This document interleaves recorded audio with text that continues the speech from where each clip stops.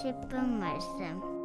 요한복음 6장 41절부터 59절입니다. 53절 한 절 읽겠습니다. 예수께서 이르시되 내가 진실로 진실로 너희에게 이르노니 인자의 살을 먹지 아니하고 인자의 피를 마시지 아니하면 너희 속에 생명이 없느니라. 우리는 계속해서 군중과 예수님과의 대화를 살펴보고 있습니다. 군중들은 육신의 음식에 집중합니다. 그래서 예수님이 설명하시는 생명의 양식을 보지 못합니다. 총 6번의 대화 중 오늘 본문은 5번째와 6번째 대화 내용을 담고 있습니다. 그리고 오늘 본문은 예수님께서 생명의 양식을 그들에게 설명을 하시는데 이스라엘 사람들이 혐오하게 생각할 수 있는 표현을 사용하십니다. 그것은 내 살을 먹고 내 피를 마셔라입니다. 예수님의 이 발언은 지금 현대 시대에도 사람들에게 불편함을 줄 수 있는 표현입니다. 우리는 내 살을 먹고 내 피를 마시라는 표현이 문자적 표현이 아닌 것을 너무나도 잘 알고 있습니다. 왜 예수님께서는 이런 강한 상징적인 표현을 사용하셨을까요? 크게는 2가지입니다. 첫 번째는 나 중심적으로 생각하는 자들과 예수님 중심적으로 생각하려고 하는 자들을 구분하기 위함입니다. 실질적으로 이 말로 인하여 많은 사람들이 예수님을 떠나가게 됩니다. 그리고 2번째는 예수님을 믿는다라는 것은 한 번의 사건이 아니라 내 삶 전체를 통해 예수님과 동행해야 함을 깨닫도록 하기 위함입니다. 오늘 본문을 통해 예수님께서 이 시대에 말씀하시는 그분의 마음을 깨닫는 저와 여러분 되시길 바랍니다. 53절 한 번 더 읽겠습니다. 예수께서 이르시되 내가 진실로 진실로 이르노니 인자의 살을 먹지 아니하고 인자의 피를 마시지 아니하면 너희 속에 생명이 없느니라. 예수님은 군중들에게 생명의 양식에 대해 인내를 가지시고 계속해서 설명하고 계십니다. 오늘 본문의 첫 번째 부분은 5번째 대화로서 41절서부터 51절까지입니다. 5번째 대화서부터는 군중들 사이에 예수님을 거부하는 반응이 실질적으로 나오기 시작합니다. 41절과 42절에 군중들은 나름대로 합리적인 의심을 해보게 됩니다.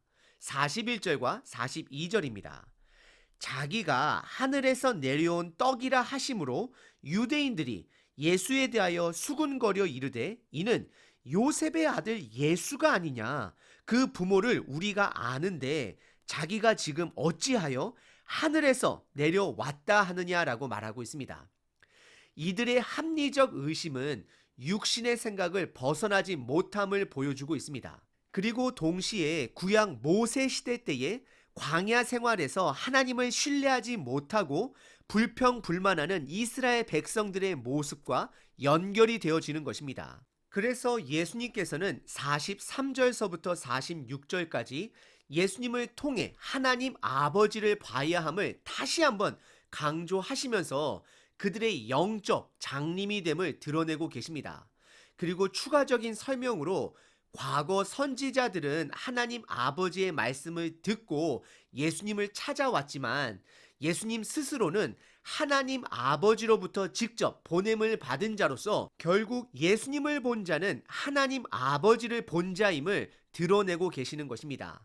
43절서부터 46절입니다. 예수께서 대답하여 이르시되 너희는 서로 수군거리지 말라. 나를 보내신 아버지께서 이끌지 아니하시면 아무도 내게 올 수 없으니 오는 그를 내가 마지막 날에 다시 살리리라. 선지자의 글에 그들이 다 하나님의 가르침을 받으리라 기록되었은즉 아버지께 듣고 배운 사람마다 내게 오느니라. 이는 아버지를 본 자가 있는 것이 아니니라. 오직 하나님에게서 온 자만 아버지를 보았느니라 말씀을 하십니다. 이것은 예수님께서 하나님으로부터 온 자임을, 보냄을 받은 자임을 드러내고 계시는 것입니다. 그리고 이어지는 47절서부터 51절까지는 내가 곧 생명의 떡이다를 선포하십니다. 결국 또다시 배고플 구약의 만나와 같은 오병이어의 기적을 구하지 말고 예수님 스스로가 생명의 떡이 되심을 선포하고 있는 것입니다. 이것은 예수님과 함께 평생 동행하는 삶을 살아야 함을 강조하는 것입니다. 47절서부터 51절입니다. 진실로 진실로 너희에게 이르노니 믿는 자는 영생을 가졌나니 내가 곧 생명의 떡이니라. 너희 조상들은 광야에서 만나를 먹었어도 죽었거니와 이는 하늘에서 내려오는 떡이니 사람으로 하여금 먹고 죽지 아니하게 하는 것이니라. 나는 하늘에서 내려온 살아있는 떡이니 사람이 이 떡을 먹으면 영생하리리라. 내가 줄 떡은 곧 세상의 생명을 위한 내 살이다 라고 말씀을 하십니다. 오늘 본문의 첫 번째 부분은 예수님과 군중들의 다섯 번째 대화로서 예수님을 육신의 눈으로 바라봄으로 수군거리기 시작한 군중들에게 예수님께서 선포한 내용입니다. 그 내용은 썩어질 양식에 집중하지 말고 생명의 양식이 되신 예수님과 동행하는 삶을 살아야 함을 나는 생명의 떡이다 라고 선포하셨습니다. 그리고 오늘 본문의 두 번째 부분은 예수님과 군중들의 마지막 여섯 번째 대화 내용입니다. 52절서부터 59절입니다. 예수님은 이들에게 의도적으로 불편한 살과 피의 이야기를 꺼내십니다. 여섯 번째 대화의 시작은 다섯 번째 대화의 시작과 마찬가지로 예수님에 대한 거부 반응을 성경은 보여줍니다. 군중들은 예수님께서 나는 하늘에서 내려온 생명의 떡이다라는 표현을 문자적으로 이해합니다. 52절입니다. 그러므로 유대인들이 서로 다투어 이르되 이 사람이 어찌 능히 자기 살을 우리에게 주어 먹게 하겠느냐라고 말씀하고 있습니다.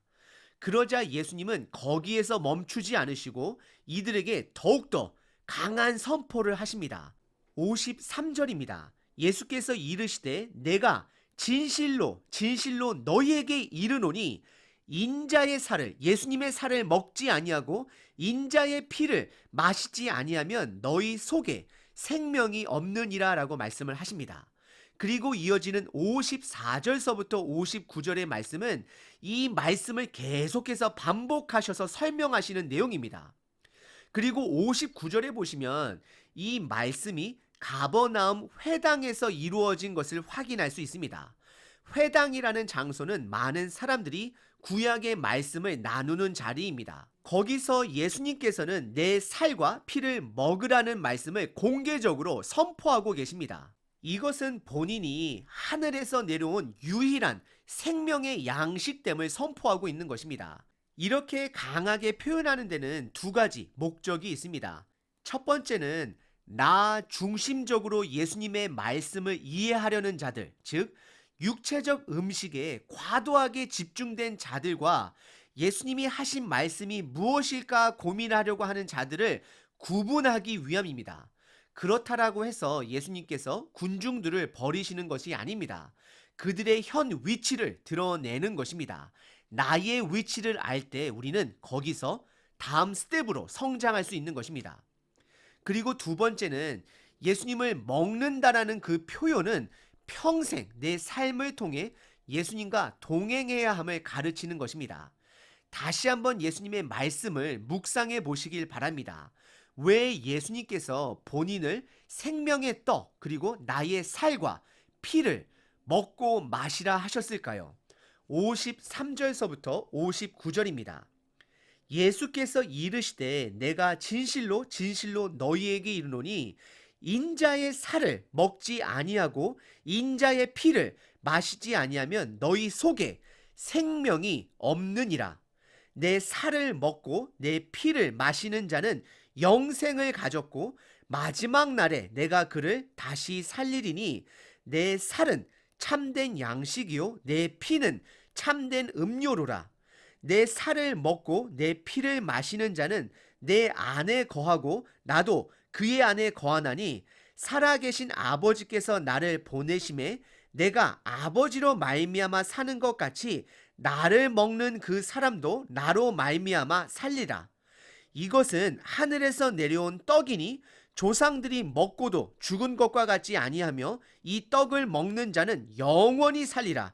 이 말씀은 예수께서 가버나움 회당에서 가르치실 때 하셨느니라 라고 말씀하고 있습니다. 여러분들 네 가지 키워드가 귀에 들리시나요? 예수님의 살, 피, 먹으라, 생명. 예수님을 먹으면 생명을 얻게 됩니다. 예수님과 동행하면 생명을 얻게 되는 것입니다. 우리는 이 표현을 주의 만찬으로만 이해해서는 안 되는 것입니다. 분명히 연관은 있습니다. 하지만 예수님께서 지금 오늘 본문에서 말씀하시는 것은 주의 만찬을 기념하라는 것이 아닙니다. 예수님과 동행함을 말하고 있는 것입니다. 특이한 점은 예수님께서 제자들과 주의 만찬을 기념하라 하고 가르치실 때는 그때는 살이라는 표현을 사용하지 않으시고 내 몸이라는 표현을 사용하셨습니다.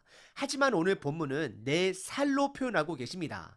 몸은 공동체적 의미가 있고 살은 개인적으로서 예수님과 동행해야 함을 강조하고 계시는 것입니다. 왜 예수님께서는 이렇게 피와 살을 먹으라 말씀하시며 강한 표현을 사용하셨을까요? 다시 한번 세 가지로 정리해 보면 첫 번째는 구약의 제사법과 연결이 되어서 말씀하는 것입니다. 죄를 해결하기 위해서는 동물의 피가 제단에 뿌려져야 하고 살이 태워져야 하는 것입니다. 레위기 17장 11절에 보시면 육체의 생명은 피에 있느니라. 내가 이 피를 너희에게 주어 제단에 뿌려 너희의 생명을 위하여 속죄하게 하였나니 생명이 피에 있으므로 피가 죄를 속하느니라 라고 말씀하십니다. 결국 예수님은 우리의 죄를 해결해 주시는 분으로서 우리들과 함께 동행하시기를 원하고 계시는 것입니다. 다른 말로 표현하면 예수님은 우리에게 생명을 주시고자 하는 것입니다. 그리고 두 번째는 우리들에게 말씀에 대한 배고픔이 있어야 함을 말씀하는 것입니다. 억지로 먹는 음식이 아니라 찾아 먹는 음식이 되어야 함을 말씀하고 계시는 것입니다. 그리고 세 번째, 우리의 삶 전체를 통한 동행함이 있어야 함을 강조하시는 것입니다. 우리는 육체가 무너지는 날까지 음식을 먹어야 합니다. 그와 동일합니다. 예수님을 믿는다라는 것은 평생 그분과 영원히 말씀으로 함께 동행하는 것입니다. 그럼 실질적으로 예수님과 삶 속에서 동행한다라는 뜻이 무엇인지를 세 가지로 나눠보겠습니다. 첫 번째, 예수님보다 앞서가면 안 되는 것입니다. 내 삶 속에서 예수님의 인도하심보다 나의 부족한 열정으로 인해 예수님보다 앞서가면 안 되는 것을 말하는 것입니다.